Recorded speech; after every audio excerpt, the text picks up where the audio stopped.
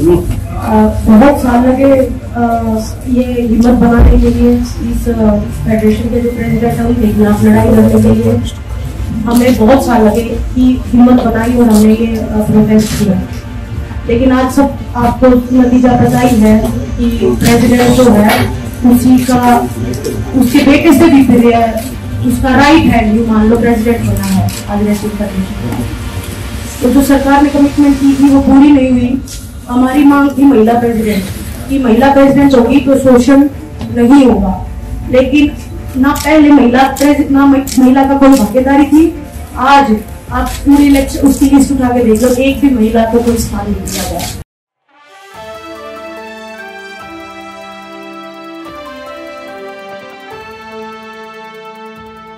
नमस्कार, मैं राकेश मोहन सिंह, आप सभी का स्वागत है हमारे खास कार्यक्रम में। आप देख रहे हैं नेक्स्ट 9 न्यूज पॉलिटिकल बाइट।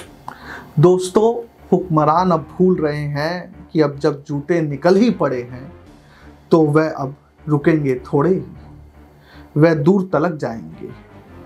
आपको याद होगा कि वह दिन जब न्याय की गुहार लगाती महिला पहलवानों में से एक साक्षी मलिक ने भरी प्रेस वार्ता के बीच रेसलिंग से संन्यास ले लिया था।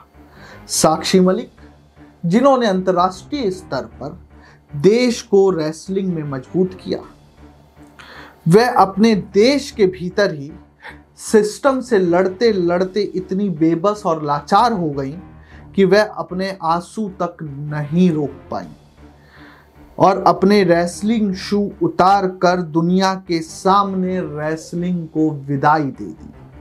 कल फिर ऐसा ही दृश्य दिखा। दिल्ली में स्थित प्रधानमंत्री आवास पहुंची विनेश फोगाट अपना खेल रत्न और अर्जुन अवार्ड लौटाने। यह 7 लोक कल्याण मार्ग उस राष्ट्रपति भवन से कुछ ही दूरी पर था, जहां पर देश ने बड़े ही शिद्दत से, सम्मान से, स्नेह से विनेश फोगाट को देश का नाम रोशन करने के लिए अर्जुन अवार्ड और खेल रत्न दिया था। जहां तक मेरी जानकारी है, ऐसे अवार्डों में प्रधानमंत्री भी उपस्थित रहते हैं, खूब तालियां बजाई होंगी, कैमरों ने खूब फोकस लिए होंगे।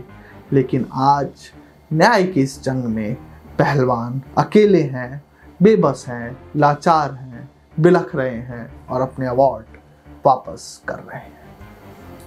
भारत भाग्य विधाता का ये विडंबना, जहां भारत में मां को, स्त्री को, महिला को शक्ति का स्वरूप माना जाता है, वहां मां, महिला, बहन आंसू से लबरेज है।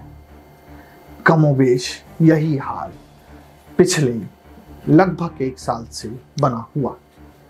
साक्षी मलिक, विनेश फोगाट, बजरंग पुनिया, तीनों ने ही अपने जगमगाते करियर को न्याय के लिए खाक करके रख दिया। अब क्या होगा आगे इनका भविष्य, किसी को नहीं पता। कल विनेश फोगाट 7 लोक कल्याण मार्ग प्रधानमंत्री के आधिकारिक निवास स्थान पर अपने अवार्ड को लौटाने पहुंची। कितनी बेबस, लाचार और कमजोर दिख रही हैं हमारी महिला पहलवान। जिन महिला पहलवानों ने अंतर्राष्ट्रीय महिला पहलवानों को रिंग में अपने सामने ज्यादा देर खड़े नहीं होने दिया था, आज वही इस देश की महिला पहलवानों को सत्ता के मद में चूर एक नेता ने अपने दबदबे के नीचे दबाने की कोशिश की, जिसके बाद महिला पहलवानों और उनके साथियों का सब्र टूटा और पहले साक्षी मलिक ने इस्तीफा दिया।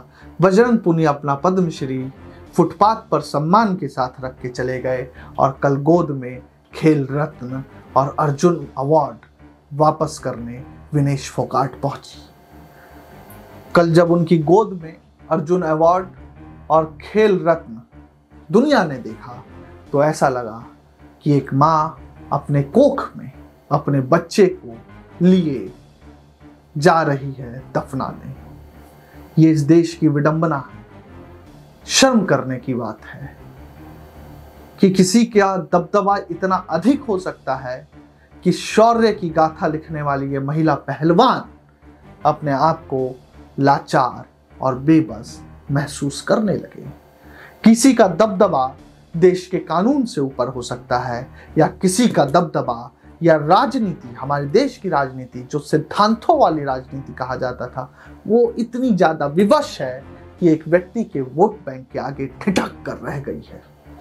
कल यही देखने को मिला। आप सुनिए वो बयान साक्षी मलिक का, किस तरीके से प्रेस क्लब में वो 1.5 मिनट से ज्यादा ना बोल पाई और फफक कर रो पड़ी। सभी को नमस्कार। बहुत साल लगे ये हिम्मत बनाने के लिए, इस फेडरेशन के जो प्रेसिडेंट हैं उनके खिलाफ लड़ाई लड़ने के लिए हमें बहुत साल लगे कि हिम्मत बनाई और हमने ये प्रोटेस्ट किया।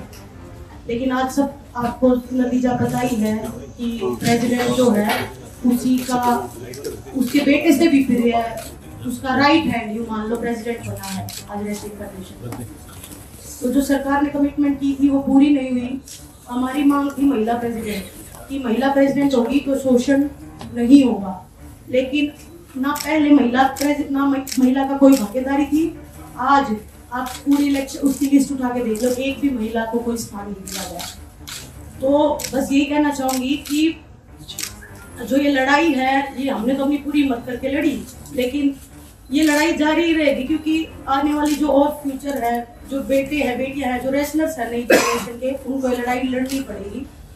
और मैं ये कहना चाहूंगी कि